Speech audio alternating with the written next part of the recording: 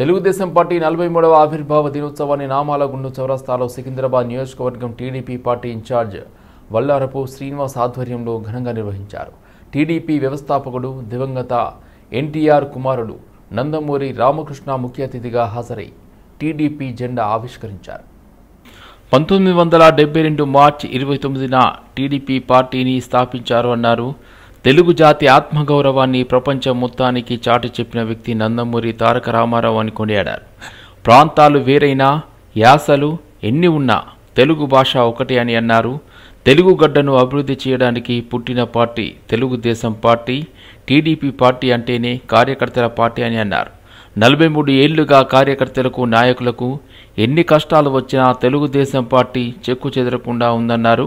Telugu Desam party ఎందరో నాయకులను తయారు చేసిందని, తెలుగు రాష్ట్రాలకు సీఎంలను సైతం తెలుగుదేశం పార్టీ తయారు చేసిందన్నారు. తెలుగు జాతి మనది, నిండుగా వెలుగు జాతి మనది. ప్రాంతాలు వేరేనా, మన యాసలు ఎన్నున్నా మన తెలుగు భాష ఒకటేనన్నా.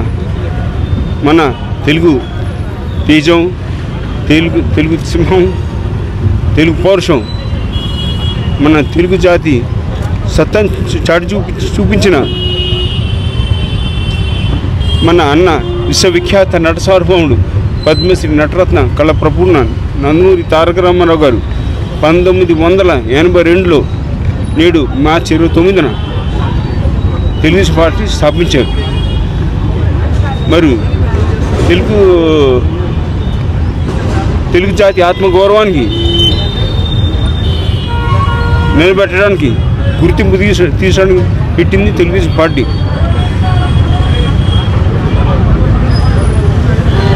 కార్మిక సోదరు నుండి, బడుగు బలహీన వర్గాల నుండి, పేద ప్రజల నుండి, తెలుగు ఆడపడుచు నుండి ఎంత కష్టపడి తెలుగు జాతి మనది, నిండుకు వెలుగు జాతి మనది. ప్రాంతాలు వేరే మనందరూ ఒకటేనన్న కుల మత ప్రాంతాలు అతీతంగా మన తెలుగు గడ్డను అభివృద్ధి చేయడానికి పుట్టింది మన తెలుగుదేశం పార్టీ. ఇది కార్యకర్తల పార్టీ. ఇది గత 43 సంవత్సరాలని మన తెలుగుదేశం పార్టీ పెట్టి ఇవాళ కూడా చెక్కు చెదరని పార్టీ ఇది మన తెలుగుదేశం పార్టీ. అలాంటి ఒక మహోన్నతమైనటువంటి వ్యక్తి పార్టీలో ఉన్నందుకు గర్వపడుతున్నాం ఈ రోజున మేము.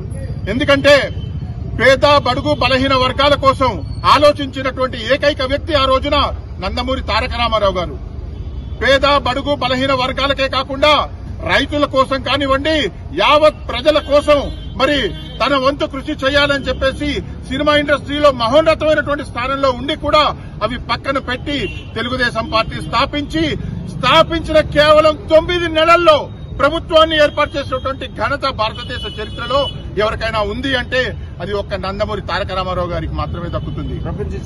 ప్రపంచ చరిత్రలో కూడా మరి తెలుగు వారిని సంఘటితం చేసి ప్రపంచం నలుమూలల తెలుగువాడి పౌరుషాన్ని చాటినటువంటి మహోన్నతమైనటువంటి ఈ నందమూరి తారక రామారావు గారు.